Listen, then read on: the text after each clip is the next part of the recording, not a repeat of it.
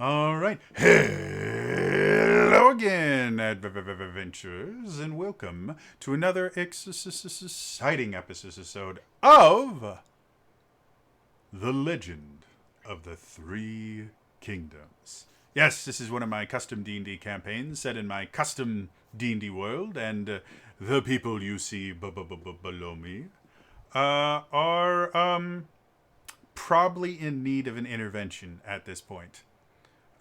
They have gone too far in. They trust me with their lives. It's not a good deal, or at least the lives of their characters. Um, it's just, yeah, it's a bad deal for everyone, to be honest. But it lets me talk in funny voices for a couple hours a week, so that's fun. Uh, Sorry, I am really out of it today, guys. So if I seem like I'm not paying attention, it's not that I don't want to pay attention. You're not boring. It's just my brain. That being said, um, I guess quick announcement kind of the thing. Still going through the Final Fantasy 14 classes transitioned into D&D series on my YouTube channel. We covered the Dragoon this week, the main class in one of the subclasses, which is pretty interesting because I have a custom class called the Dragon Knight. One of these subclasses is the Dragoon, and my Dragon Knight Dragoon plays very, very differently from the Final Fantasy 14 Dragoon that and both are very interesting, to say the least. So, yeah, check it out. Makes me feel important. The Reddit where people go to talk about it, and I can interact with the guy that actually writes it, has been interesting, to say the least. Most of the people there have been really wonderful and welcoming. One person spent like 8 hours over a couple of days arguing with me and one of the mods about what rules as written means. And he kept trying to tell us that, well, rules as written means that this stuff is implied. I'm like, no, implications or rules are intended. Rules as written is just what's in the text there. And yeah, he argued for 2 days with two different people saying, you guys just don't understand. Obviously, I've only been doing this for 3 years. I've been doing the show for 3.5 years. I've been DMing D&D 5th edition since D&D Next. So obviously, I don't know what I'm talking about. I think I figured it out once. Like, I went in my head and I did a very basic calculation. At least a couple years ago, I had well over 1,000 hours of 5th edition DMing under my belt due to conventions and running, 2 or 3 games a week for a couple of years. So yeah, it's weird to think that I've spent that much time doing this. Anyway, who wants to play some D&D? I mean, I don't care that much about my character. Well, you guys beat the sexy spider ladies. I mean, that's a plus, right? Mm-hmm. So I think it's time for us to return to the legend of the Three Kingdoms.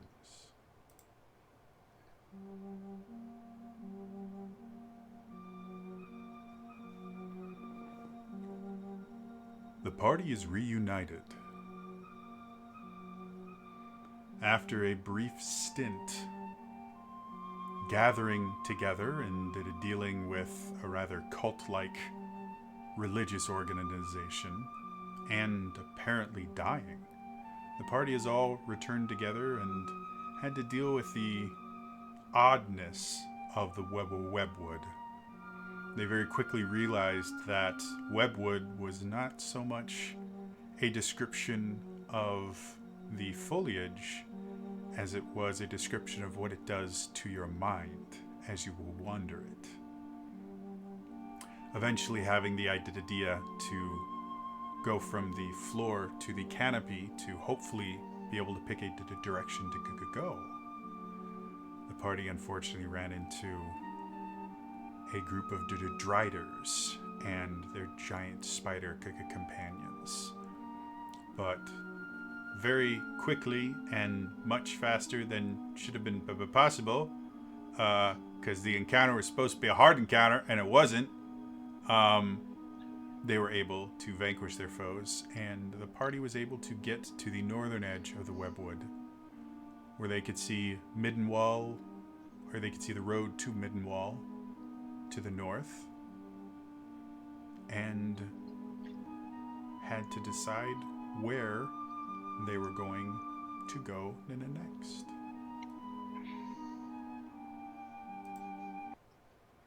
So, I believe when we finished last time, you guys had just settled down for camp, right? I believe so. We made it out, and some of us were severely hurt. Yes. So, not a horrible, easy encounter. It was like a medium encounter, but the builder said hard. It wasn't hard. Some of us went unconscious. So yeah, you guys have had enough time to set up camp and everything like that. Because it was relatively late by the time you got out of the webwood, it is close to midnight at this point. There is currently no moon in this sky, but the fire that you guys have made has provided plenty of light to make up for the lack of moonlight. What would you all like to do?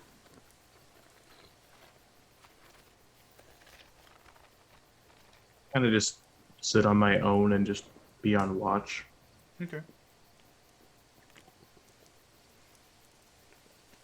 Anything else you guys want to do before getting some well-needed sleep? Probably, go ahead. Oh, nope, you go ahead. Transfer all ammo I have into this new bag. Okay.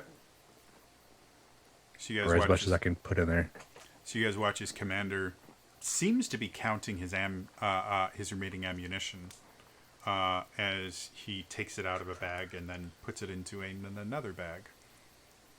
The new one looking much more elaborate than his other, just basically leather pouch he'd been using previously.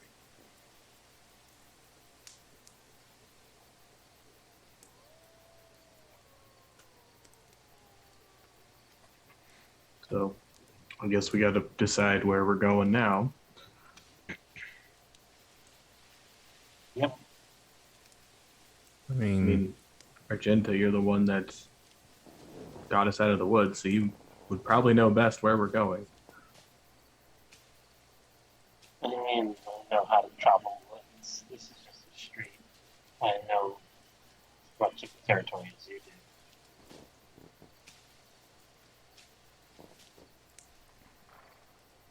do. We can't see Middenwell from where we are, right? No, it's still a good 3 or 4 days minimum journey from you. But this particular part of Crucitalia is very, very flat. So on the very, very edge of the horizon, you could probably see maybe a little bit of something, but you wouldn't be able to see the city itself. Can we see any of the roads where we are?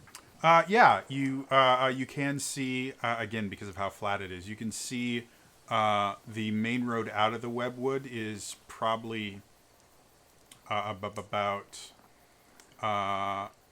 4-ish hours away from where you guys are. So, All right. I guess we'll make our way for that in the morning.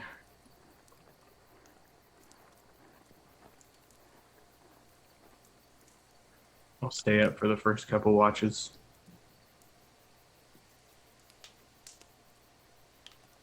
Okay. Commander Lillian, and you taking a watch.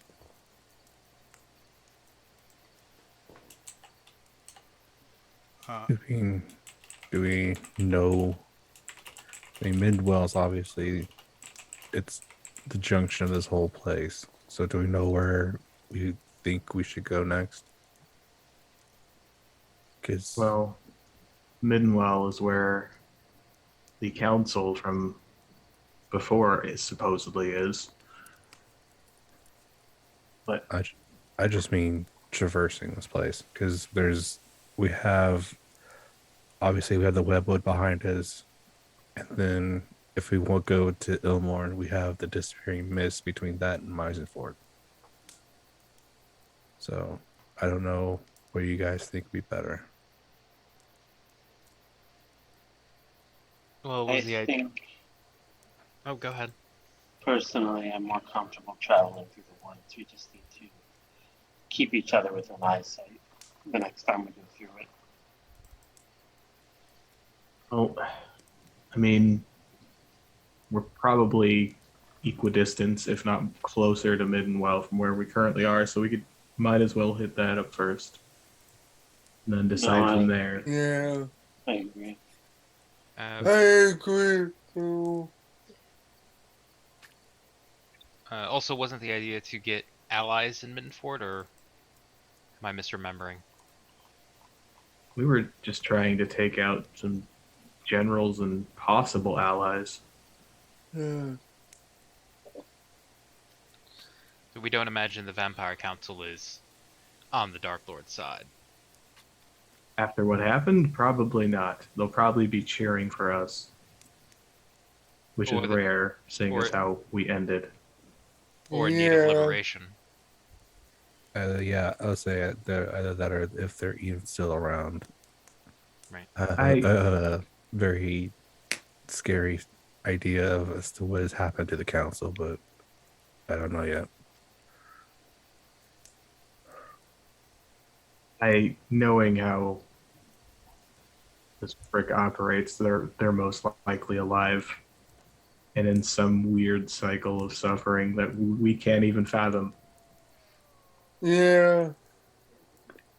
There's one thing we've learned in this place: he likes to fuck with everyone. Yeah. I mean, hell, how many times have we all died? You guys have died? Yeah. Huh. I'd say me and Henri more than the rest of you. Yeah. I mean, you've seen me. What I become. The only time I'm ever out of it is when I get taken out. So Yeah. Well, I mean, Yes. I died on the inside. Does that count? I stopped counting I mean, after. same. I stopped counting after about the 30th time. Anyway, It's not a contest. Yeah. Want to bet? that I clearly won. Clearly. Well then, I guess I'll take last watch.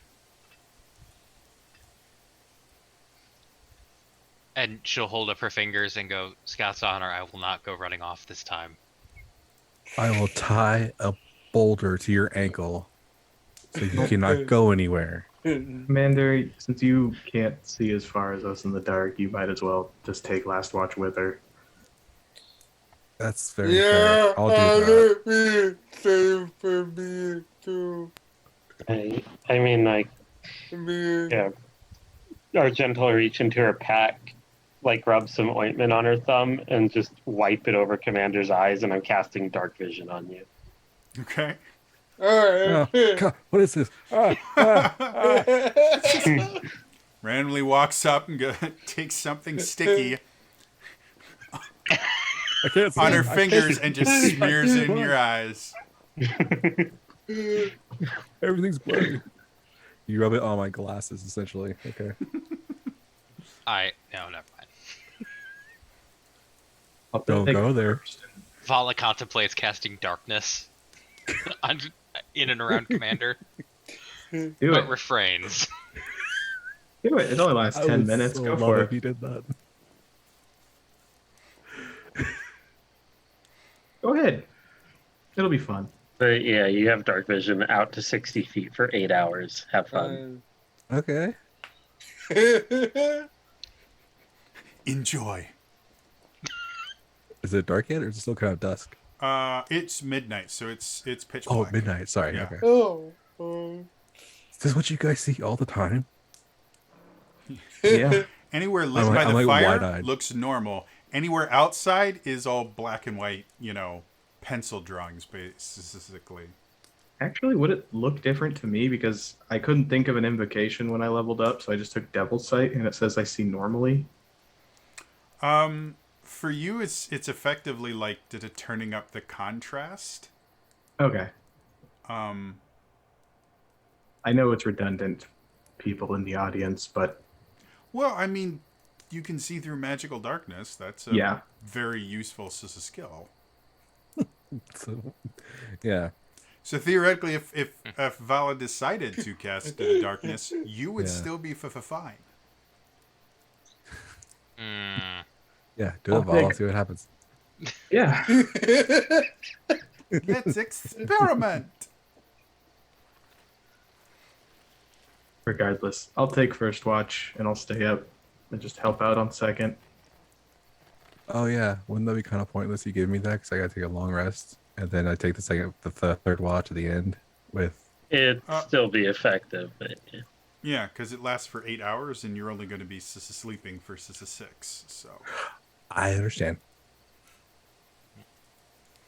So, you all get some sleep. Being on the edge of the webwood, there's not a whole lot of creatures to worry about. This particular part of Cruciatalia, because it is so flat and kind of barren, there generally isn't a ton of animal activity or predator activity here, and the webwood itself forces creatures into it as opposed to out of it. So your watches are relatively tame. Every so often you'll hear some noise from outside your vision range, but nothing seems to venture close enough to kick a camp to cause any issues. I will say, during my watch, I would like to attempt to cast a spell. Sure. What's this a spell? I will try to cast Sending Okay. and send a message to Leopold. Okay. Let's backtrack a little bit. You've been Okay. here for 9 months. Is that how long? Okay. Yeah, I think so. So you've been here roughly 9 months. You've had access to this ascending spell. Is this the first time you've attempted to cast ascending spell to talk to Leopold? No, I will imagine like once I had unlocked it, once I had gotten that ability, I had tried, but I'm assuming it failed. Okay.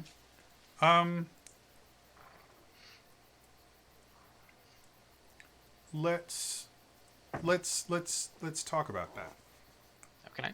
As you're preparing the ascending spell, you're going to try something you've tried a few times before, and as you're preparing it, you're taken back to the first time you tried this particular iteration of this spell to this particular person. So we're back in Ilmorn. You are in... at this point, you haven't been upgraded to the kind of grand villa you were in before. You were actually...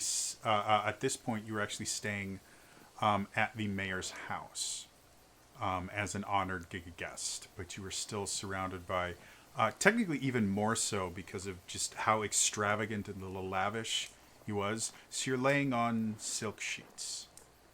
And you're in a big 4-post bed. You have overstuffed pillows. There are gold framed pictures all around the room there is a gold wash basin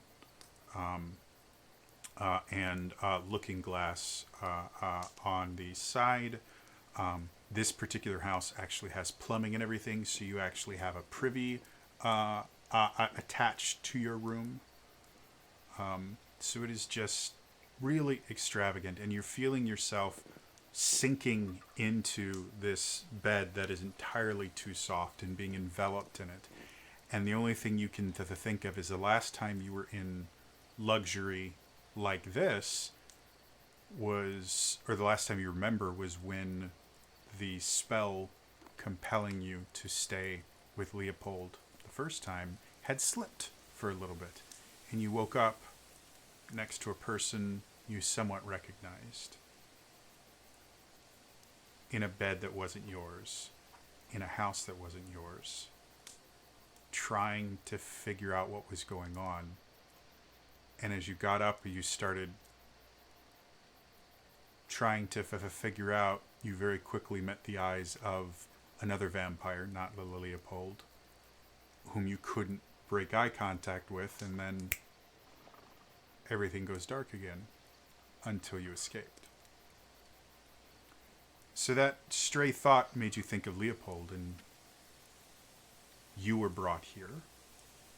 Leopold was supposed to be coming towards you. Maybe he's here. You're not sure. So you started casting the sending spell. You started thinking about Leopold. And you know, theoretically, the sending spell can traverse On the edge of my seat. Oh. dimensions. Where did I stop? I right when I was thinking about Leopold. Okay. And I start to cast the spell. So you start to cast this spell, and you know theoretically the sending spell can traverse planes, but it's not guaranteed. So you may be able to contact him or one of your other friends if this works. But as you're focusing on this spell, something is weird about it. You feel the spell complete, as in there is a connection and it's simply waiting for your message to send. But you don't feel a presence on the other end like you normally would. So the spell is complete, but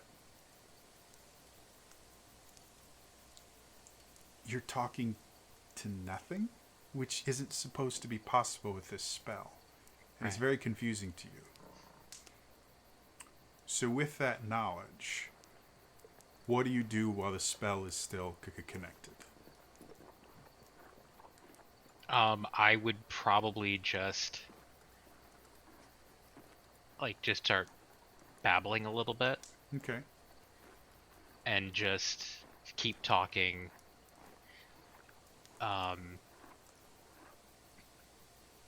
Knowing that it's probably not going to go.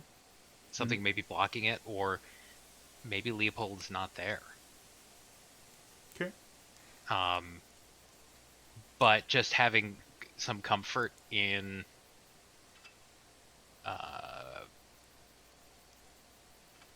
whether or not he hears it isn't as important as the act of trying to send it. Okay. If that makes any sense. Yeah, makes perfect sense. So that's the first time, and this is months ago. In the time since then, have you attempted it again? Is this a regular ritual for you? I would say it probably started off as a regular ritual, but then as things wore on, I probably started doing it less and less. Okay. I probably haven't done it in the last 3 months. Okay. So now you're back sleeping next to your friends that at this point you've known for over a year, almost 2 years at this point, with a brief respite in the middle. And you're feeling nostalgic, and you start thinking of Leopold again. And as you cast the spell, you get that same feeling you did before.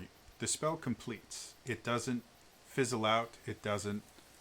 You don't get the quote unquote busy signal that you do when you try to cast the spell and it doesn't connect or doesn't work for whatever reason, or you try casting it on something that doesn't exist.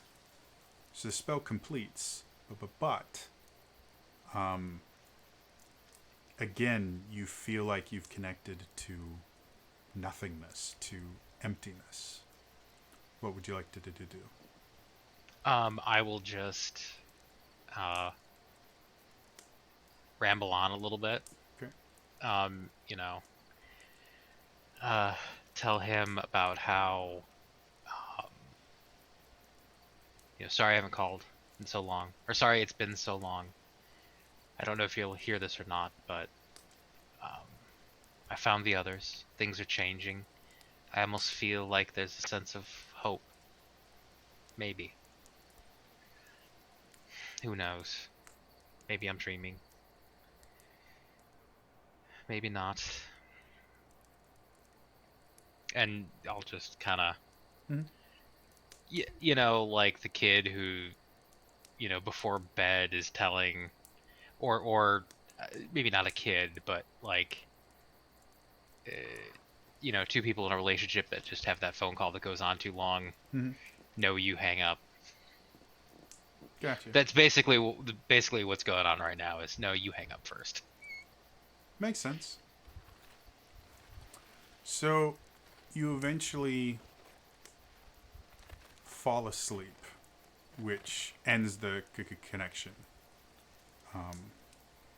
And you're woken up for your watch.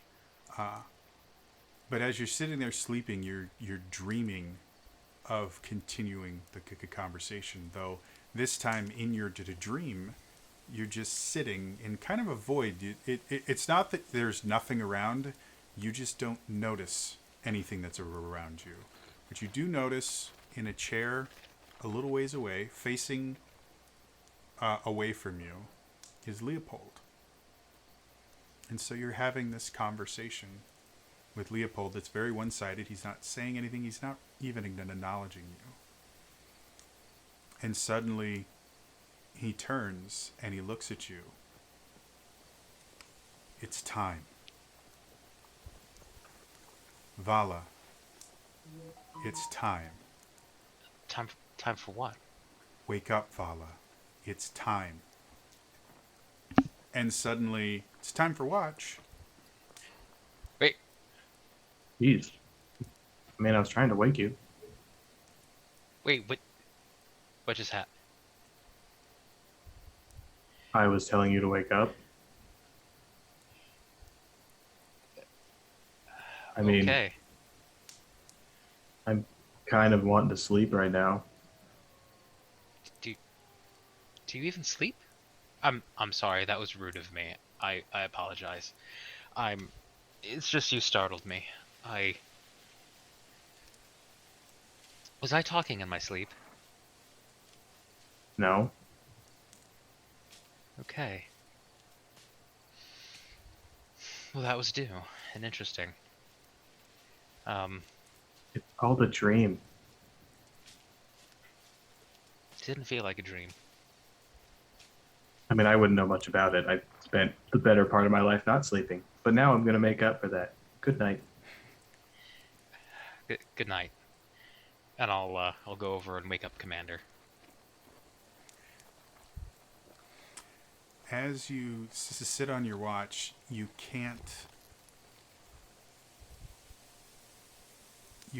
get out of your head how unlike a dream that was.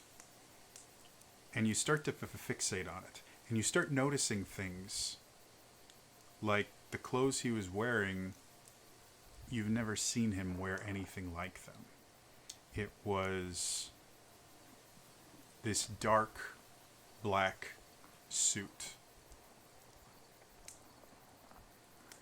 that looked nothing like his kind of normal, kind of almost regal look that the vampires wear. This was almost uniform-like. Did I recognize the uniform? No. Okay. But thinking harder, it does seem like the suit itself would fit more in Cruciatalia than it would in any of the three kingdoms, fashion-wise. Hmm. And then you remember his face looked different, too. One of the kind of telltale signs of vampirism is eventually the irises will take on a red color. Sometimes it's a full blood red, sometimes it's the natural color with just a slight reddish tint. Leopold himself was kind of strange in the fact that he had these icy blue eyes with a red, very pronounced red ring around the icy blue, which made him a very kind of interesting person to look at. But the eyes that you saw here were completely red all the way to the pupils. Hmm. And his face was different. He had a scar on his cheek that, first of all, is weird because vampires don't generally tend to scar much. Their regenerative powers means, in general, they don't scar unless you hit them with something magical. But it was clear as day. There was a scar right here, and a scar right here. Hmm. And you've never seen those wounds on anyone before. Hmm.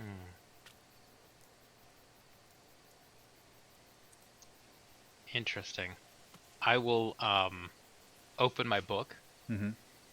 and I will make notes about his appearance, anything that comes to mind, anything that I remember, and I will write that all down. Okay. Easy on our head, Paula. Yeah, I just something strange happened. I I dreamt of Leopold, but not not the way I remember him. I tried sending him a message before sleep. I don't know that he got it. I don't know that he ever gets it, but it's just strange. A little Maybe unsettling. it's just time of like, I don't know, been a long time kind of thing since you've seen him. Maybe you're remembering him wrong. Maybe. Or this place is warping my memory of him. After all, everything here is meant to make us suffer. Yeah, I know how that goes. What about you? How are you doing? That was I don't know. And I'm holding my hand up, just looking at it, still thinking about healing her earlier. that And was it. also enjoying the dark vision. Yeah. It's weird because as the fire's at your back, so as the shadows go over your hand, it goes from color to black and white wherever the shadows get deep enough. And so it's this very weird effect to look at where the further into the light it gets, the more color you can see. And the further out of the light it gets, the more detail you can see.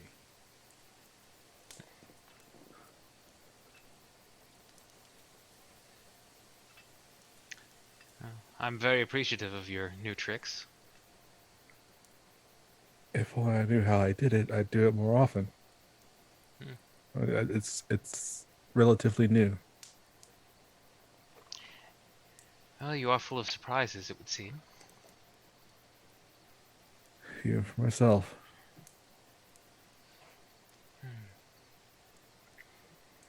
As you guys Now, continue the conversation, you see the sky itself start to lighten a little bit. And while you never can see the sun in the sky because of the permanent cloud cover here, you can tell as it gets brighter when the sun is rising itself. And you guys see the kind of pre-dawn gray glow that everything starts to have. looks like it's going to be another beautiful Crucitalia day. It was fun while it lasted. Just looking around, enjoying the last bit of dark vision. Only I could have been born in another species. That'd been fun. Well, you should never. You should always be proud of who you are and what gifts you have. Huh. Yeah. My tendency to break things, apparently. I mean, this world was created to be destroyed, so the more we can break things around here, the better. Yeah. I'm just scared of what has to be broken. If it's not permanently broken, will the things come back? Life always finds a way. Hmm. Maybe. As you say that, you see the rest of the group starts to kind of rouse a little bit. The fire itself has kind of died down to a little more than embers. What would you all like to do? I see that the morning's coming, so just gonna mold earth to put out the fire with some dirt. I'm getting up. Oh, You let's Go ahead. let's make our way towards that the nearest road and start heading towards Middenwell, I guess. Yeah. Yeah. So as you guys kind of get your breakfast done and get everything ready, you start heading down towards. Do you guys want to head towards the road, or do you want to kind of diagonal it and head towards Midwell and the road, or just cross country right towards Midwell? What are you guys thinking? I think diagonal towards the road and then the road in. Okay. Yeah. So, without too much difficulty, again, it is so flat and barren here that it's a rather boring walk. But as you guys go, you eventually find the road, and as is not uncommon with the road south of Midwell through the Webwood, you don't see any other travelers on it. Nor do you see the commander, apparently. Yeah, he just Oh, sent me a message saying his internet dropped. Okay. Uh, Oh, wait a minute. He's back already? Helps if I have... Sorry. That's perfectly fine. Just going to move some stuff around so I have the right names under the right peoples. when you said you broke everything, Hey, come on now. Reality. I have that power. Reality is mine for the breaking. Commander's so powerful he breaks the fourth wall. So, Wah wah. over the next 4 days, do you guys have anything you guys want to do during your downtime? Because again, for the most part, there's really not a ton that happens on this trek. There's just nothing alive here. Few dead things, but they don't tend to be anywhere near the road. As we get closer to Minimal, I'll bet in a group. I mean, we're supposed to be sad. So maybe try to either take it all, or do you think we'll be fine the way we are?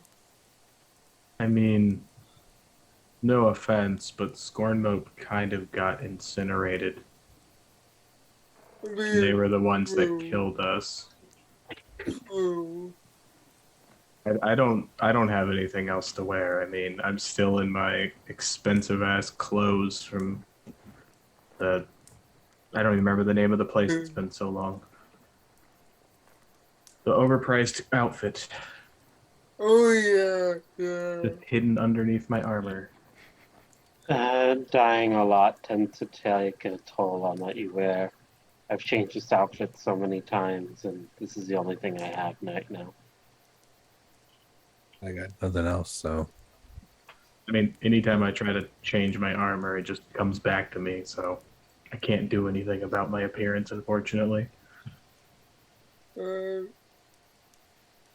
Yeah. that fire to figure out back to the I mean, just expect hardships, I guess. It's kind of our MO at this point. yeah, yeah. Vala is just quietly drinking her tea in the corner. Yep. we are most Hardships. wanted. It's Who been knows? Maybe the so king will hard. bail us out here, too. Oh, Yeah, I don't know. I see him again. I have a fireball with his name. I mean, never mind. I would get with or try and get with Vala and Argenta because I've seen them do the healing spells and try and master the spells that I can learn from them as far as healing. Yeah, I will show you a few of the things that I know and help you uh help you try to help you learn how to focus it. And then I'm sure Argenta will punch me so that way you have something to heal. I mean, yes, Okay. this is how it works. By the end of this trip, Argenta and Vala are best friends. I mean, come on, Argenta, you can hit harder than ow. Uh-huh. So as you all are getting into this city, you can see the city itself seems slightly busier than the last time you came through. On your way down to sorry, doing 7 things at once right now, and I've just lost the thing that I was doing. There it is. All right, you need to be down here. There we go. All right. So, sorry. On your way to Scornmote, also, obviously you went through Minwell, but it was relatively brief. You stayed at a local inn here. Oh, we were on our way to Middenwell, not Scornmote. Yes. Right. What I'm saying is the last time you were here, you went Oh, through gotcha. Minwell to Scornmote. And it was dull. Like you saw maybe like a dozen other people in the town because you were there so infrequent. But as you come in here, the city is kind of bustling.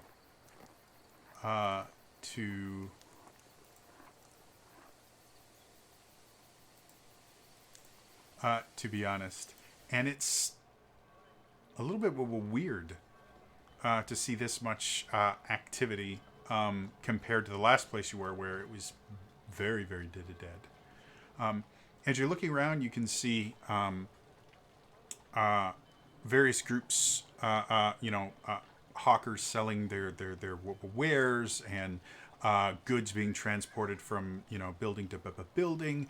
You can see what looks like an attachment of some sort of nobility. They're dressed very, very nicely, and they obviously have both retainers and what looks to be slaves of some sort or some sort of indentured servants. And as they are walking through, they actually have kind of 2 different classes, almost you can tell, of servants. You have in grand total, there is 4 nobles. There seems to be for each noble there seems to be kind of 2 attendants, and then there is a final person that seems to kind of attend everyone. but they're dressed so incredibly differently than everyone else. They're wearing rags. They're hunched over. They look up and then kind of cower whenever they speak to whomever they talk to at all. Treats them more like a dog than anything else. You see a couple of them kind of kick them away, and eventually you see one of the nobles go, "Get me that," and he gestures towards what looks like a bread stand. And you see the creature go over, and you see it just kind of points at the bread and moans. It goes, moo. And the seller there is dealing with someone else. And the noble goes, "Did you not hear me?" And you see the noble bring their hand up, and it glows for a second. And you guys recognize a mage hand spell. And as it does, you see a hand appear near this person, and the noble swings their arm, and the hand impacts with a lot more force than you think you've ever seen a mage hand go, and knocks the slave, for back of a better term, really hard, to the point where it comes all the way and kind of stumbles over to you. And my dice. I need my dice. 1, 2, 3. Commander. Great. The slave actually comes over and like stumbles into you and kind of grabs onto you for just a second to kind of steady themselves. And as you kind of reel back from the kind of overwhelming stench that follows this creature, they look up and they go, "Hey." And you look into the eyes of the head of House Merovingian. But this is not the face you remember seeing at the Blood Council. This one has an obviously broken nose. There are sores and things and cuts on its lips. He looks to be dehydrated. One of his eyes is swollen. The other one, the socket itself, seems to be shattered, because you can see the bone kind of sits at an odd angle. And as you look up, you see him look at you for a second. You see the briefest glimpse of recognition, and then you see him kind of reel in pain. And as you look closer, you start to realize why he hasn't said anything. He has no tongue. Do we all see this, or just Commander? Right now, just Commander sees this. The rest of you guys can only experience the other senses that are assaulted by this creature. I am going to try and subtly cast Healing Word. Okay. Because it's just verbal. Yep. Make me a sleight of mouth check. Make me a sleight of hand check. I'm sorry, say that again. A sleight of mouth check. Make me an intelligence sleight of hand check. Okay. Ooh. So sleight of hand with intelligence. With intelligence instead of dexterity. Okay. 21. 21. Damn. So yeah, you sit there and you attempt to cast Healing Word, and as you do, you feel the energy kind of leave you, and you can see the magic start to take effect. And you instantly see him shriek in pain as he grips your arm much harder, to the point where you actually get a little bit of pain from just how his nails dig into you a little bit, since they're unkempt. And he just starts kind of wailing. And he falls away, taking with him a bit of your shirt as he kind of rips it and falls to the ground. And one of the nobles goes, "What are you doing?" with my... That! I will like try to step up and be like, Reginald, why would you do such a thing? Please step back. I apologize for my man's. Did I speak to you, madam? No, but you were speaking to my servant. You will address me as my lady Go ahead before and I have to teach you manners. go ahead and make an intimidation check. I'm just gonna step up behind her as if I'm like the protection. As you 18. tower over her. Yeah, that requires a roll. You just see me popping from the side of the field of view, going, "Yeah, what now?" Well, that's a 2. So you see, you see him just kind of get beside himself, having dealt with nobility a fair amount. You're relatively certain this is kind of a little big fish, little pond kind of thing.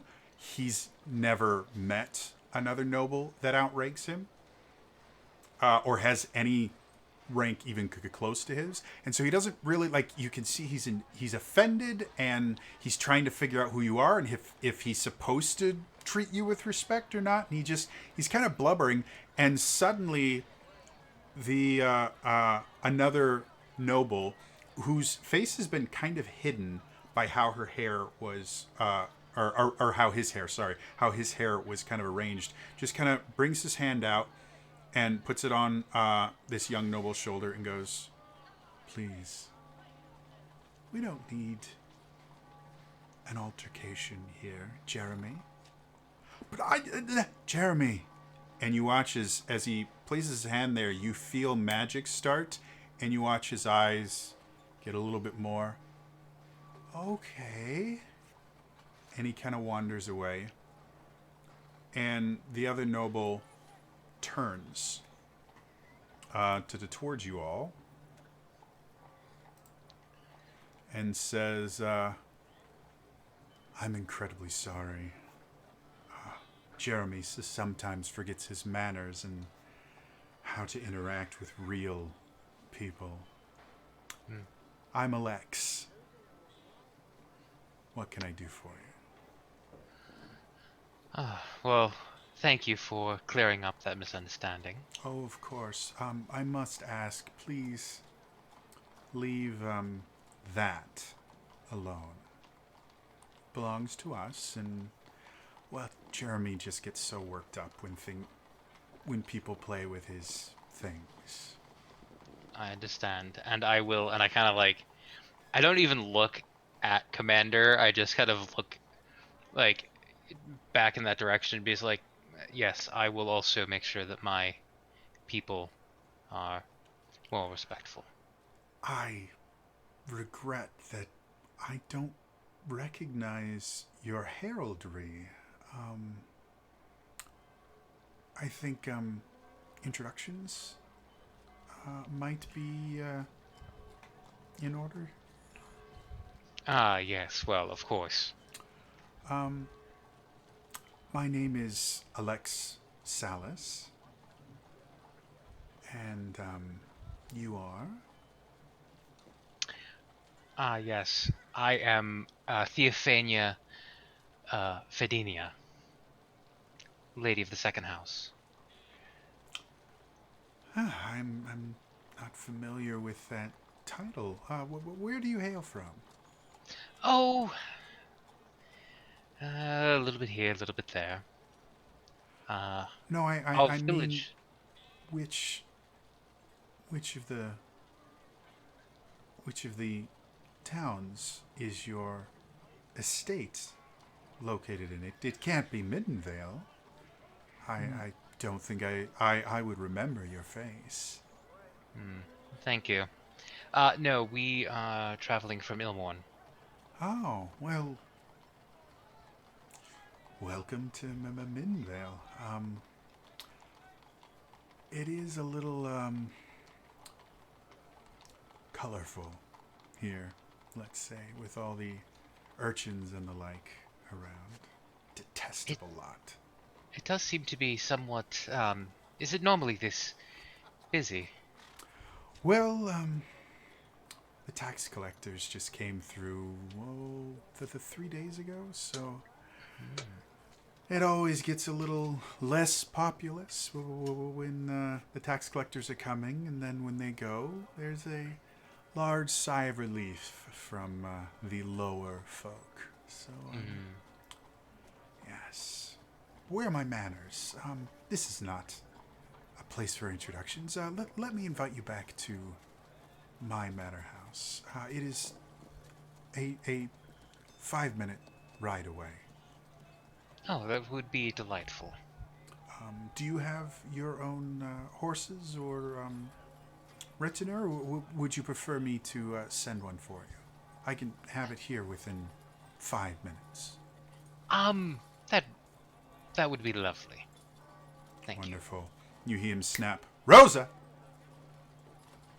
And this girl comes over, waif thin,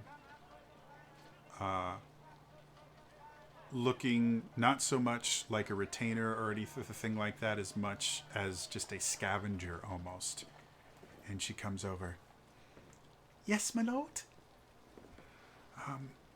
Go and fetch a carriage for these lovely people, and do it quickly. I do not want them to wait in squalor. Yes, my lord. Anything for you, my lord. I am your humble servant. Thank you. And she runs off. you. Well, since it will be a few moments, why don't we retire over here? He points to a building. This is, well, it's one of my vassals' houses, but since we have need of it, they don't. You, and he points to a person that's just kind of sitting next to this house. Prepare your home for our arrival. Right away, sir. And he kind of goes in, and you hear some discussing and things, and then you watch as a relatively large family comes out. Some of them half clothed as they're putting on clothing. Some of them kind of chewing things. Thank you. After you, milady. Thank you. And then I will kind of gesture everyone else to follow. And as everyone else passes, Alex kind of looks at everyone. Liliane, as you pass, you and Alex's eyes meet. And you see no recognition. But he kind of stops and he goes, milady, who is this? And he points at Liliane. She seems somewhat higher born than the rest. Is she a lady in waiting? Yes, amongst other duties. Unfortunately, the road is very hazardous, as you know, or can be. This is Sala. Well, Sala, are you from around here? There's something in your eye, a bit of familiarity. Have we met before?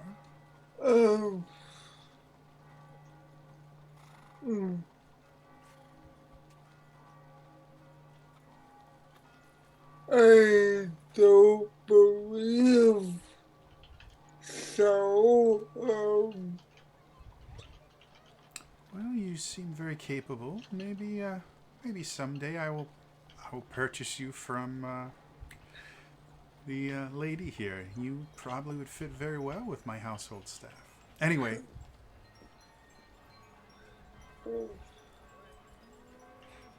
So that clarifies something. Mm-hmm. I didn't recognize him or You recognize him. He doesn't recognize you. Uh, You know this face very, very well. yeah.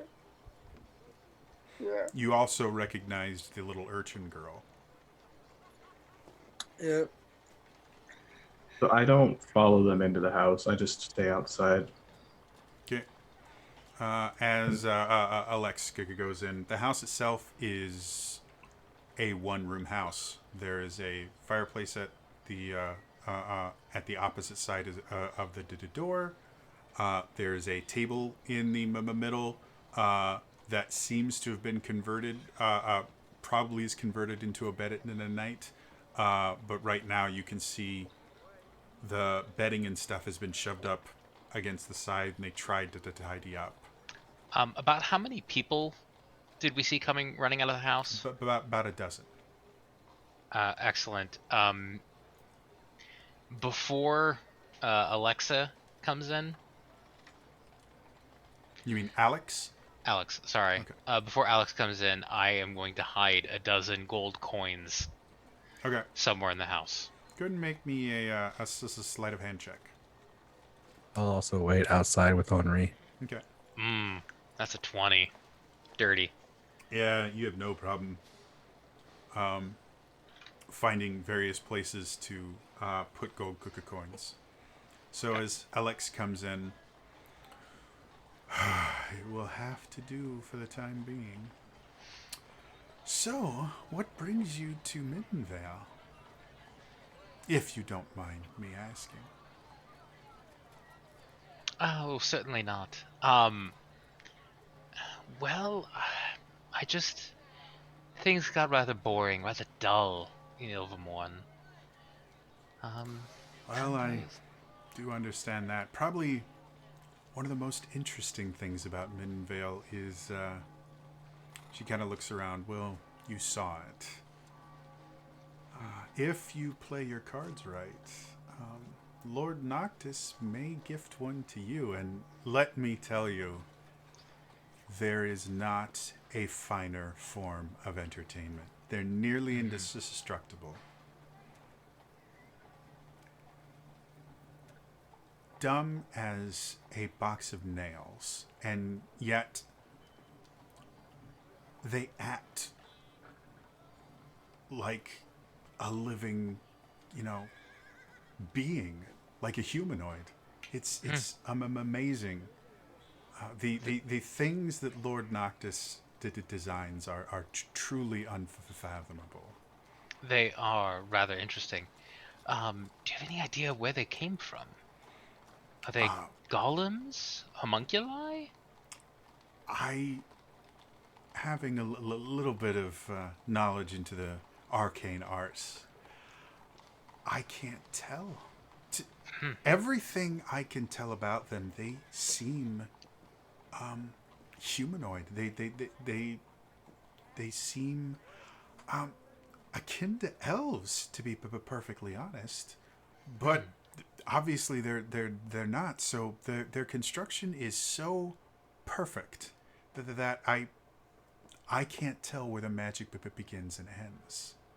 Well, You just Lord, have to remember you cannot lose their token. If you do that, then they're completely worthless. how so? They just no longer obey your... Oh, they don't Whims, obey anyone. That's half of the fun. Mm, No. That's part of the agreement from Lord Noctis.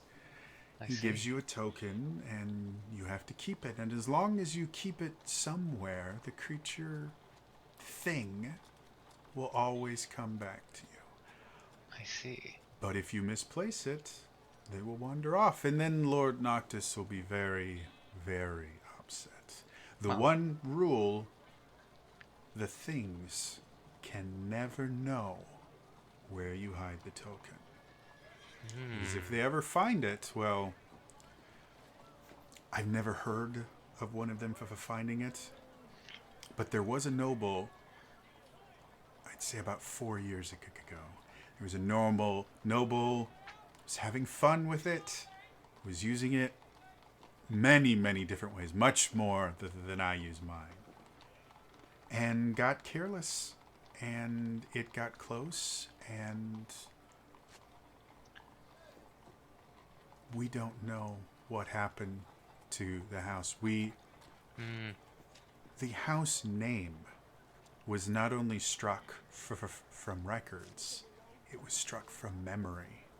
The only reason I can remember them is my arcane abilities put me a bit above the rest.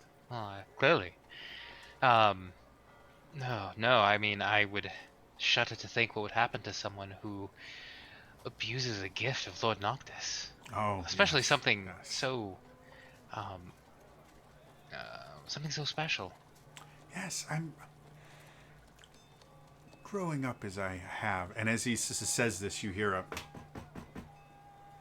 outside Commander and Henri. You guys see two carriages pull up, and some retainers come up. Before the carriage arrived, Mm-hmm. I wanted to approach the family and quietly hand like the mother or the father just a stack of 20 gold and just say, I am very sorry. Okay. As you try to get closer to them, they scatter to the winds. It is almost choreographed how exactly they go, so that had you tried to chase one of them down, you wouldn't have been able to. All right. Hmm? Well, when he gets back, hey, Henri, what languages do you know? Out of character? Aside from my heritage, Common, Draconic, Dwarvish. Okay, never mind. Uh, then in character, I will whisper to Henri, did you recognize that uh person that got bumped into me? I don't know if I saw him up close. Jody, which house was it again? It was Merovingian, I believe, is what I said. Okay. It was the head of the House Merovingian. You mean the same one from way back in Dorme? Yeah. Good. Guy's a prick. No, I know that. But I'm just saying we know this gives us an idea as to where the heads of the houses are. All right, well, we get everyone but that one. That guy can suffer. Okay. If that's what you want to do. As you guys are having this conversation, you see the carriages kind of ride up. You see one servant could come out, and they kind of look at you, and they just kind of point to the door, raise an eyebrow. They look at us. Yeah, they kind of look at both of you and kind of just look at the door and like, can I? Yeah, go ahead. He Yeah, goes you over. don't need my permission. I You believe that's all right. Whisper to Commander. This is why I fucking hate the noble. I know. Wonderful. Well, and Alex goes and is about to touch the doorknob, waves his hand a bit. Mei Chen comes and opens the door, and he gestures. Um, I will turn to the others, come Sala and Tulian, and lead out the way. And outside I'll say, Reginald and Alwyn, it's good to see both. I see you had no trouble. Let us go. As I'll be the last out of the house, and as I'm leaving, I just leave 2 gold on the table. Okay. Without thinking, Alex goes up to one of the carriages and waits for the door to be opened and goes in. Will your servants be okay walking back? One can ride with you next to the driver. Unfortunately, my carriages are not quite large enough to carry an entire retainer. Oh no, of course that will be fine, and turn. Uh, I'll turn Yeah. to Who you picking, Vala? Huh? Who you picking? Reginald. Uh, why don't you go sit up front? Which one's Reggie? You want a I'm looking at point? Commander. Okay, because I don't know my alter ego here. Reginald, go sit there. No one goes. Yeah, exactly. Reginald. And Regimander. That's me. I'll go sit in the front then. Okay. As the doors close, the carriages go, and you see all of the retainers just break into a full-blown run to try and keep up with the horses and everything. And a couple of them look at you for a second when the rest of you aren't running, and then realize they're getting further away and just book it. I don't know. I think there's 3 of us out there. I'll just cast fly on us so we can just kind of hover at a decent pace so we're not exerting ourselves. Okay. She's just there's you guys are just kind of. Right next to him, just like, yeah. Oh yeah, I'm. Just Yep. Mary Poppinsing it through the air. How many retainers are there? Well, there was a total of 8 retainers originally. The 3 other nobles that were with them had left. So grand total with the ones that came with the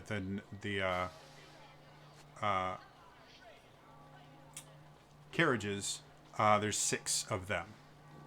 Oh, that's too many. I can't help them. Yep.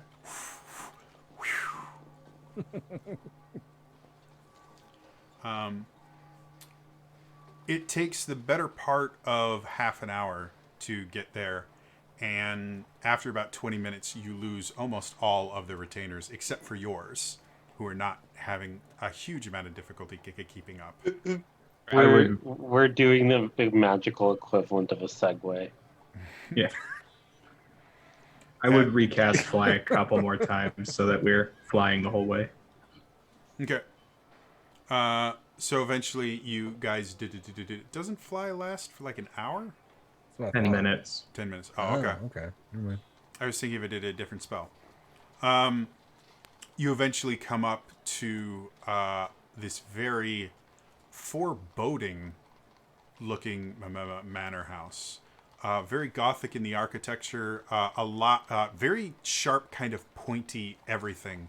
It's almost like the front gate looks like little spears all along it. There are arrowheads everywhere, and just everything is very pointy and sharp. And the house itself is all like mahogany wood and dark stone.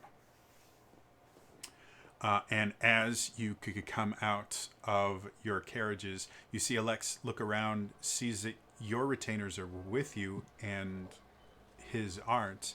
And you see him get upset for a moment. Well, it seems your retainers are much better trained than mine. I will have to do something about that.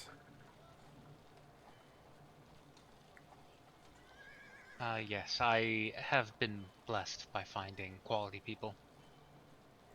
Well, let's not wait out here. There's a warm fire waiting inside for us. And Excellent. you see Alex move up to the door and just stand there waiting. And eventually the carriage driver realizes what's going on, and he runs over and he opens the door. And you can see like a little vein on his temple just kind of pulsing as he bites back his anger. Thank you. And Alex walks in. And the door is left open for you as well. I will just kind of like turn to the others and go and walk in. Yeah, I don't say anything, but if you kind of look at me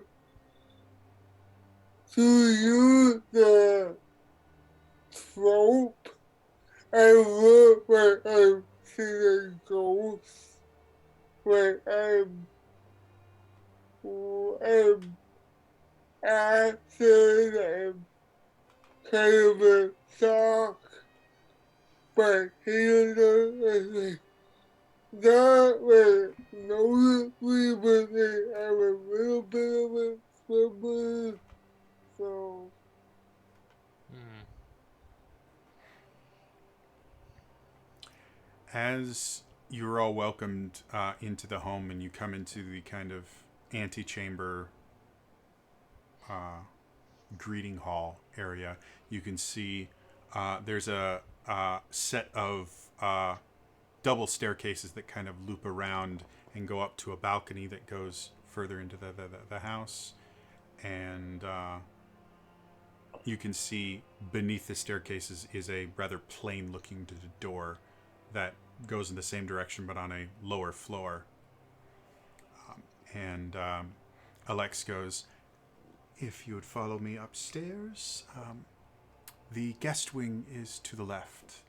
And if you just go to the end, that is the luxury suite Oh, reserved for my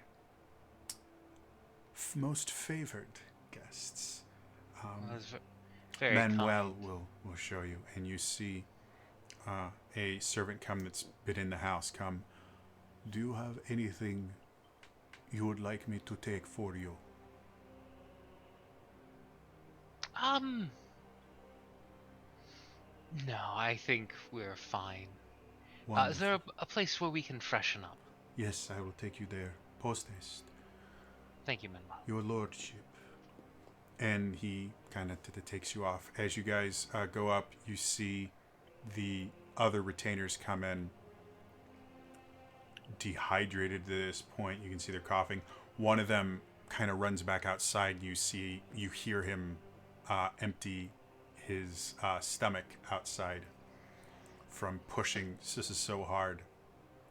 And they come in, and as Alex looks down, they all freeze up as much as they can, and then behind them, you see the thing come in, covered in whatever came out of that other person, just kind of moaning. You see Alex smile briefly and then walk away. Hmm. Okay, well, I guess we're following Manuel. Are um, are we the non-noble of the group even allowed to go up the stairs? yeah, Yes, being retainers, um, you're expected. Generally, there will be retainers' quarters near the quarters of your lord, so you will be expected to kind of follow in case she has any needs. So they take you through, and they eventually go to the suite. And as they walk into the suite, you see Manuel kind of shows a door to Vala, and then kind of turns to the rest of you and says, "The servants' quarters are there," and points to another kind of very unassuming door that you would miss if you weren't looking for it.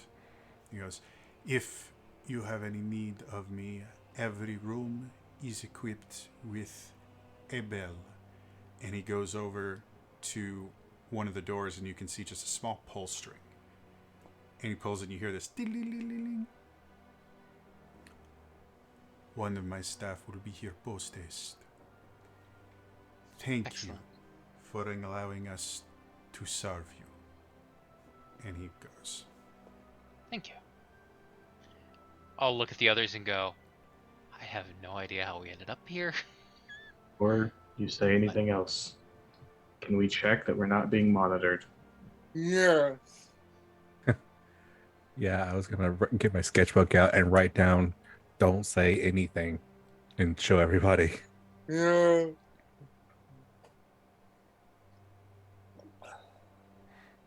What would you all like to do? I mean, Um, give me an hour and I can check, but I would. Would we know if we were allowed to go into Vala's room? Now that the door is shut, well, let's see. To be honest, the only person that would be familiar with the uh, the rules of nobility here would be Vivala. So the rest of you simply wouldn't know. would I know if they're allowed? Allowed, yes. It's generally frowned upon, other than like a lady in waiting or something, to enter into your private room without a specific purpose. Like generally, you won't bring servants in with you. Anything the servants need to do, they can do in this little living room area, but that is meant to be your private room to get away from the servants. Got it. But we're in like an area where Yeah, there. Okay. The way this is laid out, you have your living room that if you've ever been in a really fancy hotel room, where you have the kind of lounge, and then off from the lounge you'll have like the bathroom and the various bedrooms in that, an actual suite. That's what you are. You have your central lounge. To the right when you enter is the servants' quarters, which once you guys look at it, it is effectively a closet with cots. Oh, this is separate. I thought this was a hallway. But this is an actual room. Yeah, you're in the lounge. Okay, I There's understand now. basically the master bedroom is opposite the door, so straight ahead, and then to the left is a door that leads to a small food prep area that also has a connection that has a dumbwaiter basically to get to the Kiki kitchen. Yeah. Okay. so anyone? I was gonna say I will pull out my wand of magic detection Mm-hmm. and begin sweeping the room for bugs. Okay. As far as you can tell, the only magic in effect here seems to be some sort of kind of permanent prestidigitation that effectively just keeps everything clean. Got it. Where was this when I played Valdis?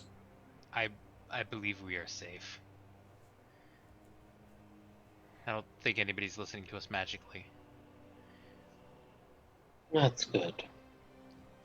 Still being paranoid, I will write down in my sketchbook, the creature that ran into me was the head of House Merovingian, and I will hold it not up for like everyone to see, but kind of like to the side for people to read if they wanted to. Okay.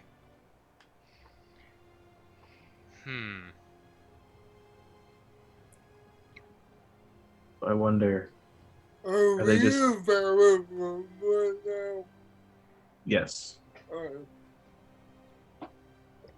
Wonder if what's done to them can be undone magically.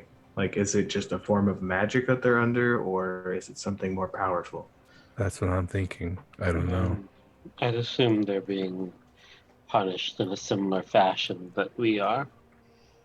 So, And Well, yeah, I mean, that would be the ultimate suffering for them. Oh, And and then I write down again. He recognized me.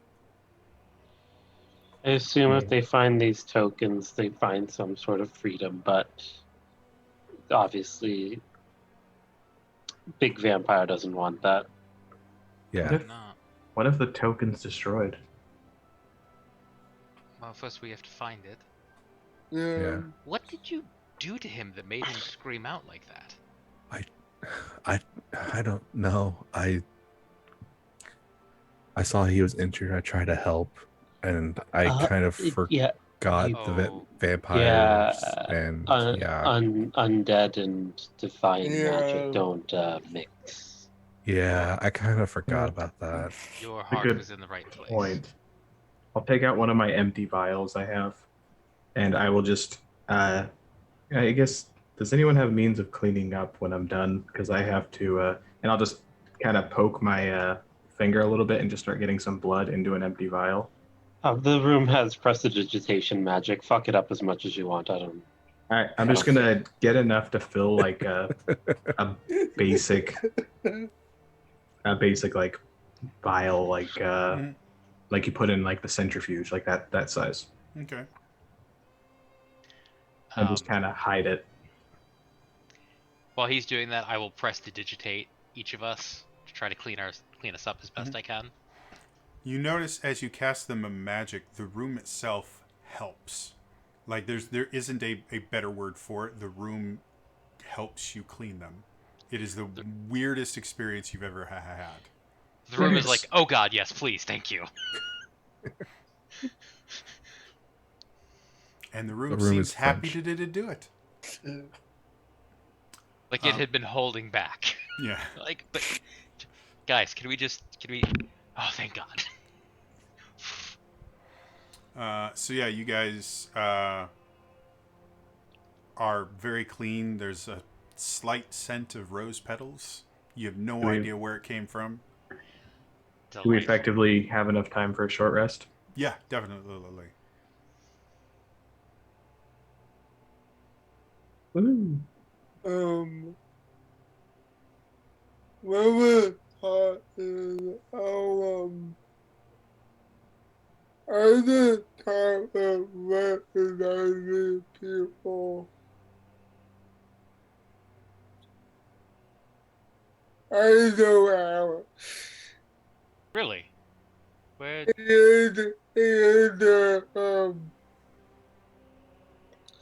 And one who said that we saw in the city.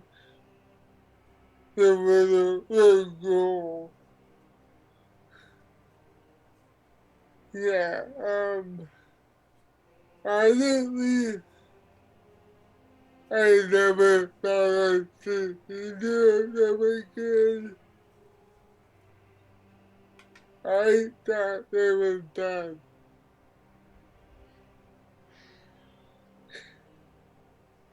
I've been wondering about that about this place. Um, when you say the city, are you talking about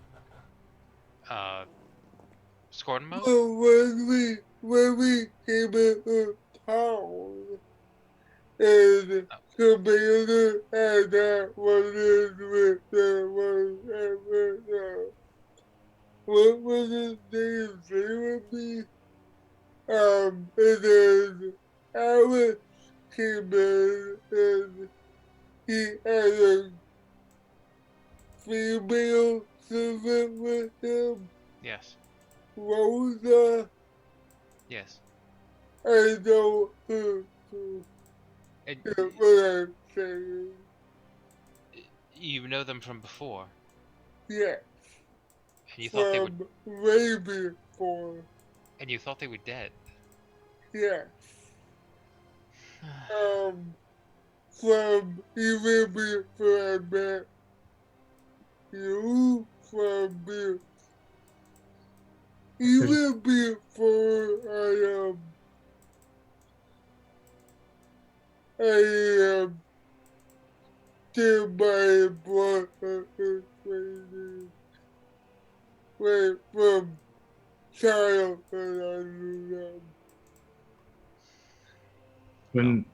When Lillian says that, thinking back, in my time in Meisenford, did I run into anyone that I recognized but couldn't quite pinpoint it?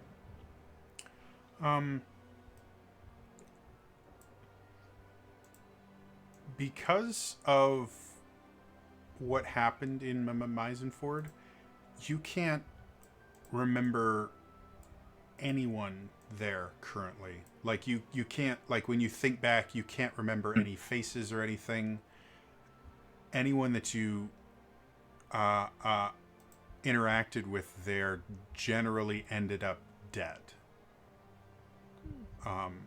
So if there was someone you recognized, you don't think you could remember them at this point, just because of how fragmented your memories are from that particular to the time.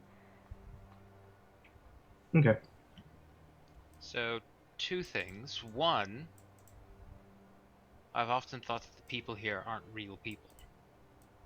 That they are fake or No. illusions, something. It's I mean, part of he how I've is justified myself. he That is something master at actually did. manipulating, so for all we know, this could be an elaborate prison of sorts. With I mean, I things guess it on. kind of is, but Right. Yeah, I mean, Because if I have done the things that I've done to real people, either way. yeah. Um, Earlier he said that a house had lost a token for these creatures 4 years ago. The oldest of us, the longest any of us can remember, it's been about a year since we were brought here. When the first of us were brought here. How long have we really been here? How long has this place existed? Maybe we've only been here for like 10 minutes, but it well, just feels longer. I mean, we all have different memory points. Who to say we are very recent? I mean, for all we know, the male Indian guy could have been here for 10 years, for all we know. Right. Isabella, Yes? that little trick you do with the mind reading, Yes. how long are you able to maintain that? Um, that's an excellent question. Um, I believe about a minute or so. Because I wonder if it's worth trying to read the mind of one of these creatures, see if they even have thoughts before we try anything. Well, I mean, I think step one is to get our hands on a token. Kind of learned a new trick I can try. I just I don't know if our new friend can see through,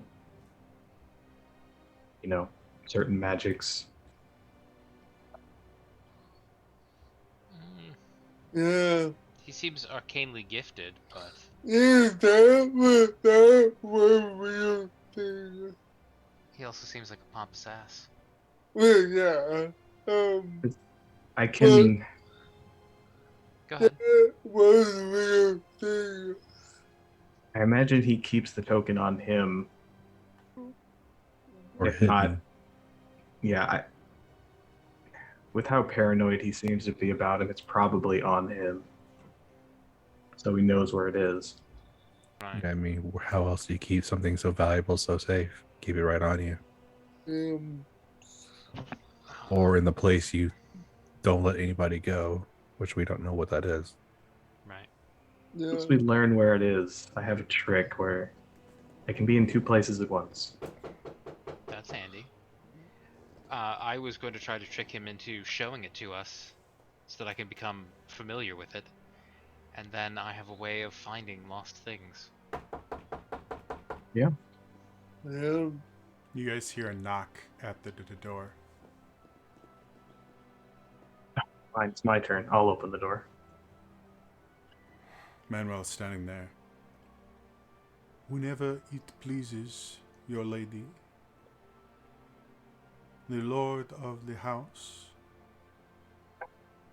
is ready to entertain his guests. Excellent. Come, let us go be entertained. Lovely. Follow me, please. And he turns very swiftly and starts walking. You do notice something kind of interesting. He never looks back to see that you're there, and he also never gets far enough away where you would even feel the need to catch up to him. He just seems to know when you're following him. Does he have eyes in the back of his head? Or he has ears. Okay, well, fine. Be logical. I'll Or pretend to play the he's part and using just. detect thoughts. I'll pretend to play the part after you, my lady. Ah, yes. Thank you, Alwyn. Just keep using their names, they'll get him eventually. I know him. So, What do I have to be, Reggie? God. I had to come up with something on the spur of the moment. And you came up with Reggie. Okay, fine. could have been Fart Swallow. I mean, there's a lot worse. Okay, Jody, stop giving him ideas. Hey, I named myself Tiffany. Go for breakfast? So, as you guys are going down, every so often Manuel would just kind of gesture, "That was a gift from the Dark Lord for services. It is very valued among us." And it'll be things like there'll be a portrait of Lord Noctis, or there will be a set of decorative armor he'll talk about. And he'll give a little history. He's like, this was the armor that was worn. And it's pure bullshit. But he'll give this long explanation. This was the armor that was worn in the first battle of attrition to take Crusitalia from the evil forces that controlled it previously. It is enchanted with 1,000 enchantments, able to repel all attacks when properly attuned. Fascinating. This, and it just keeps going, like every so often. You start to wonder at one point as he just points to a random like wall hanging that just it looks like the wall was bare and it needed something there, and he goes into a long explanation about how it is actually cut from the royal carpet in the Dark Lord's palace, and was a gift for long years of Sissa service and dutiful Sissa service, and it is enchanted Sissa so that, and it just keeps going on and on. Everything you pass has an immense history. I'm fighting the urge to do oh, I can't even think of the character's name, but from Thor Ragnarok, where she sees the gauntlet and goes fake and just pushes it over. I'm just like fighting the urge. Hella, that's it. Eventually, you come back to the balcony on top of the Sissa stairs, and you watch him go forward. And instead of going into the door that Alex disappeared into, he goes past it to the other wing. And as he opens it, this is a very different ring. The first thing that you notice is as soon as the door opens, there are stairs that go down slightly. And you can hear a commotion. Like voices and yelling and wood striking wood, metal striking metal. What type of entertainment does your master have in store for us tonight? I have been instructed not to ruin the surprise. Very well. After you. I will begin walking down the steps. Okay. As you go in, you get kind of an amphitheater kind of thing, where you can see a good 20 feet below you, so technically below ground level. You can see kind of a stage with various obstacles, I guess is the best way to describe them. One of them's like a wooden wheel that has jagged pieces of metal on it. Another one is like a rope bridge that's it's only about 3 or 4 feet above the ground, but the ground there is covered in there's this kind of fog that sits in a recess in the ground there. And there's other things. There's ropes on the walls and all, and it's a very odd looking thing. And Alaxiji goes, "Wonderful. Wait till you see what I have planned for us. Please." And he gestures to a very extravagant looking, almost throne like chair right next to him, though not quite as extravagant as his own. Of course not. Oh, this is delightful, very quaint. Oh, just wait. And as he does, one of the walls that looks solid moves. And you see the thing come in. And the door closes. And you watch as he waves his hand a little bit. And you watch as the thing is kind of jostled towards the rope bridge first. Which the rope bridge itself, it's a single piece of rope with two other ropes higher up for balance. The Jacob's ladder kind of thing. Kind of. Oh, okay. It's basically a like if you have 2 points, you have a single rope going between them, and then a little bit higher you have two handrail ropes effectively. Oh, okay. And you see it kind of getting pushed by nothing, and it goes there, and as soon as it grabs onto one of the handrails just snaps. And you watch him tumble into this fog, and as he does, you watch as his skin disintegrates and burns as he cries out in an agony and writhes and writhers. And you watch as you can see his skin continually getting like burnt away by what must be something like a cloud kill spell or something. And yet there's always more underneath it. And it just continues over and over. And eventually you see him get out of the pool and he goes, and you see Alex go, "Isn't this fun? There's nothing you can do. Watch." He waves his other hand, and a blade that was hidden by the wall comes down and slices the creature in two. And you hear the agony go out, and the two pieces fall. And then they stand up again, as if nothing has happened. This doesn't seem very sporting, though. Well, here. And you see him reach into his robes, and he takes out a wand.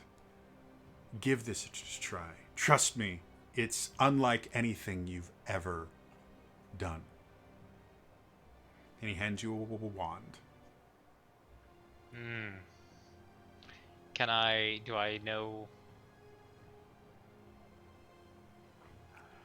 It's something you've never seen before. It's akin to a mage hand, but significantly more powerful. Kind of. That's what it's a wand of telekinesis. There we go. It's trying to think of the spell. It's a wand of telekinesis, so it effectively allows you to kind of point at anything and move it. Got it. And I believe telekinesis can lift up to like 500 pounds or something, so it's... So I will be like, well, I'm... unlike you, I'm not gifted in the arcane arts necessarily. This is designed... It needs no arcane power whatsoever. Simply think what you want to happen, and the wand will do it for you. Okay. So looking at this setup, I am going to kind of pointed towards um, it, Mhm. but angle off just slightly and attempt to break the set a little bit. Okay. Like that, like the spinning wheel thing. I want to just like n- launch, knock that back, Okay. and tip it over or something. So as you do, you feel the wand itself take over effectively of the spell that you're casting through it. And instead of launching the wheel starts to spin. And you couldn't see before because it was kind of covered by things. But the wheel is on a track and it starts moving on the track towards the creature. And you watch as the creature sees it coming and starts moving, but the creature seems to lose the ability to use its legs. And it falls, and as this wheel comes and basically grinds it into a pulp, it goes over, and soon after, the pulp rises and kind of shakes, and you see fingers form and a face form, and more scars are on it than it was on before, but the creature is there. You go, see? Isn't it amazing? I've never seen anything that could do that.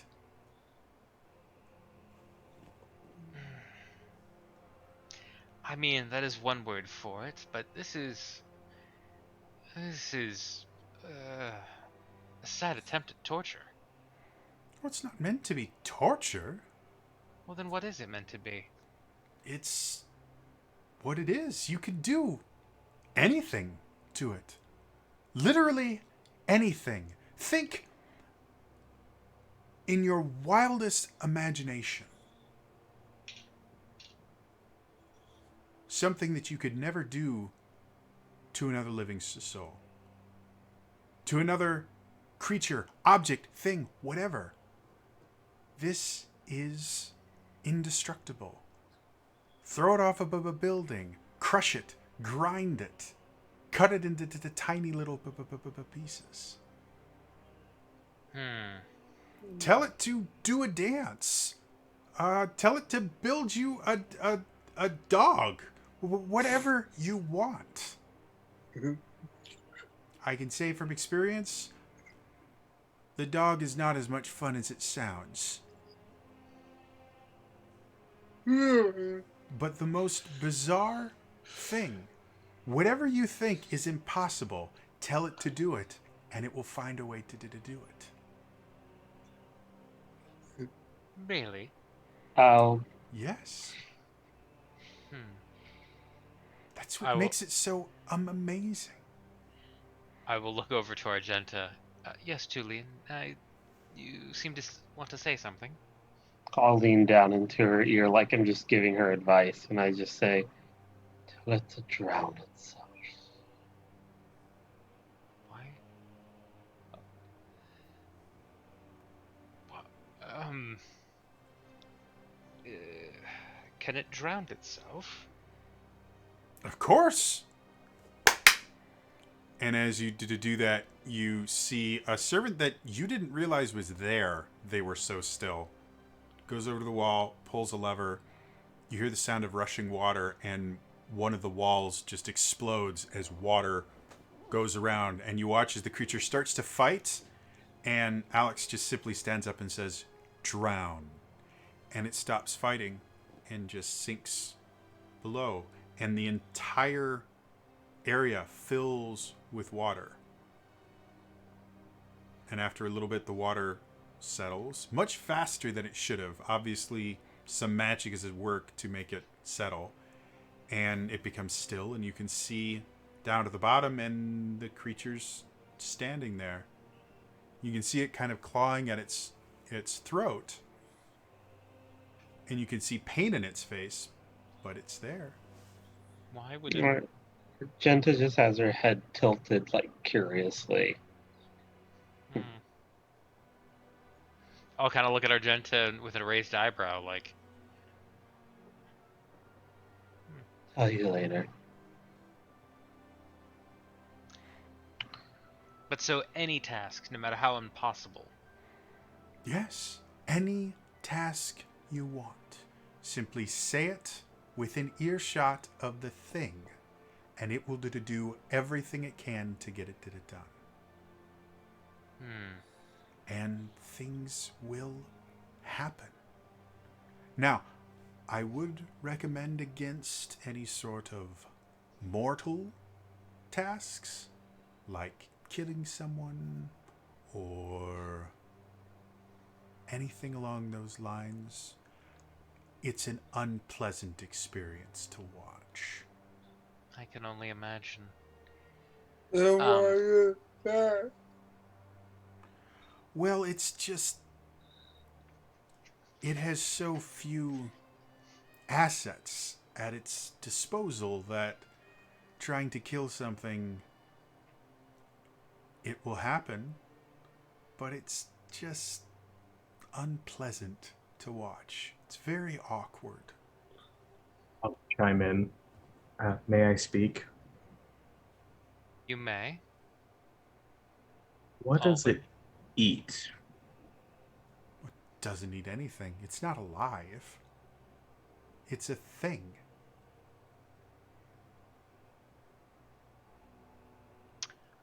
I'm But it sorry. breathes. Obviously it doesn't, otherwise it would have drowned. That's true. I will, oh god. I'm sorry. Bad idea, but Yeah. That movie originally called it, what my throat giving up and then I said, let it grow. It's not. It's not reacting to Alright, the creature at all. alright. I am gonna motion to Reginald to come forward so I can whisper in his ear. And once he comes close, I will just kind of whisper, should I tell it to find the token?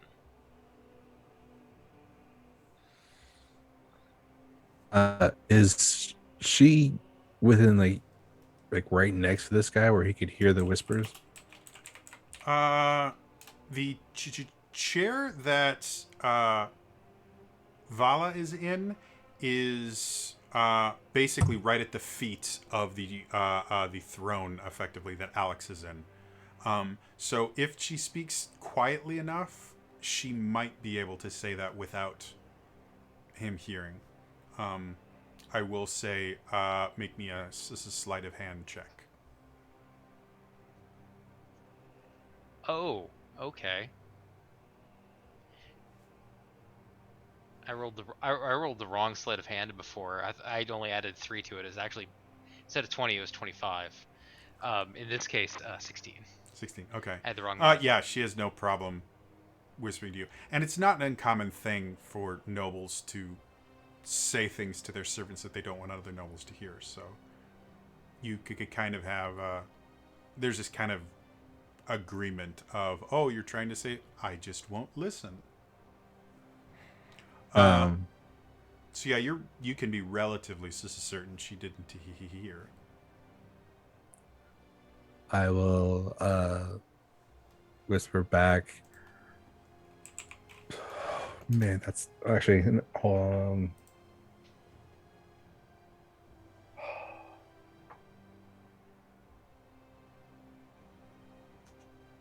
Because if we do that, that gives our hand, and it's probably not a good thing. Okay. And I'll kind of like. Well, I didn't whisper that. I was thinking out loud. Sorry. Oh. Yeah, I realized I said I whispered and then did that, but yeah. Man, because if we do that, then that gives our hand away. But if we don't, I mean, hey, why not? Let's fight a vampire. I will whisper back. Go for it, and go sit back down. Well, before you do that, I am just going to motion you closer, and then I will use sending to send the message to it, telling it, bring me your token. Okay. Oh, As you complete this as a spell, the room gets colder noticeably. Oh, oh boy. You instantly can see your breath. Alex kind of shivers for a second. What did you do? What do you mean? What did I do? What? The room starts to get darker. The various sconces that are lighting it don't get any dimmer, but darkness itself starts to invade the room. The water in the center evaporates into nothingness, and the thing starts to kind of rise up. And you guys hear this booming voice. You dare treat one of my gifts so flippantly. And Alex repeats, this time with more fear in his voice. What did you do? I This did nothing. is an insult beyond anything I have ever seen. You do not deserve the gift of life. You do not deserve the gift of existence. You are over. And with that, you watch as Alex starts gripping his throat. And you start seeing these kind of bright red bolts of lightning start striking him from nowhere. And you see the lightning kind of dancing across his skin. His eyes start to kind of bug out and I went bulge. over to him. Okay. As you get over there, the lightning hits you as well, and you just feel this current of energy coming off of him. And as he's sitting there gripping, you see for a brief moment, he's like, I started playing in the dark and I can out. And I grab Vala and pull her off the chair and away. okay. Well, with that, as you start praying, everything stops.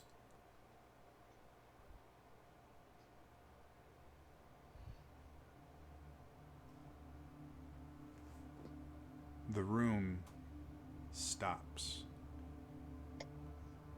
It's you and Alex in an area about 10 feet in diameter of light, surrounded by endless darkness. As you look out into the darkness, it undulates and moves like it has mass, like it's not simply the absence of light, it is darkness itself. If darkness had its own matter, if darkness had its own weight and existence. And you see the lightning is stopped, and Alex is sitting there, and he looks over, and he looks at the robes he's wearing. He looks up. Lillian? Yes. It be. And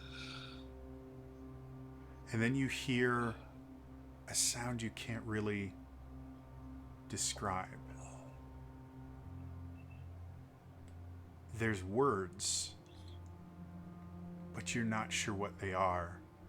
The voice itself is so powerful and just is so loud and so forceful that you are overwhelmed by it. And you get this feeling deep inside where it basically says, you get this feeling that you should explain yourself. Explain what you want. I am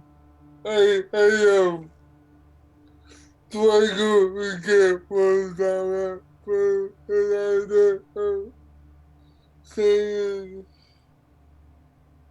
I didn't think I'd ever see you again.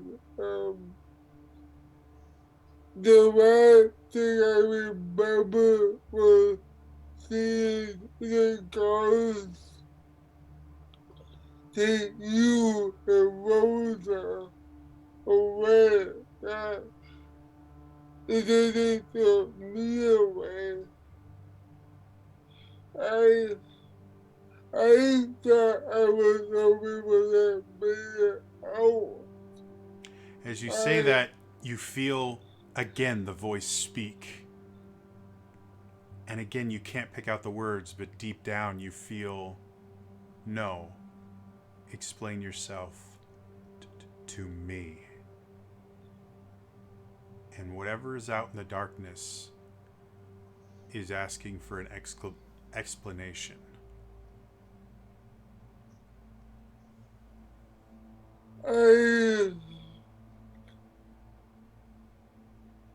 I couldn't let him die. I know it probably not it now. I know it not it an hour with everything going on, but I just couldn't let it happen again. I just see the face. I just couldn't let that happen again. And again, the voice speaks, and you can't understand the words or anything. But again, you feel this understanding. There will be a price. A very large price.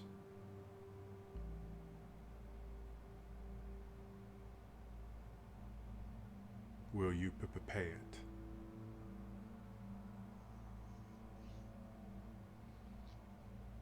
Yeah. And as soon as you say that, everything ends. And that is where we will pick it up next week. As always, if you missed any of this episode, I do upload all these episodes to my YouTube channel, youtube.com/TrainerJody. You can watch the entire series there. It is uploaded on Sundays at noon, so definitely check that out. Otherwise, yeah, that's all for me today, and I will see you guys next time. All right? Bye-bye.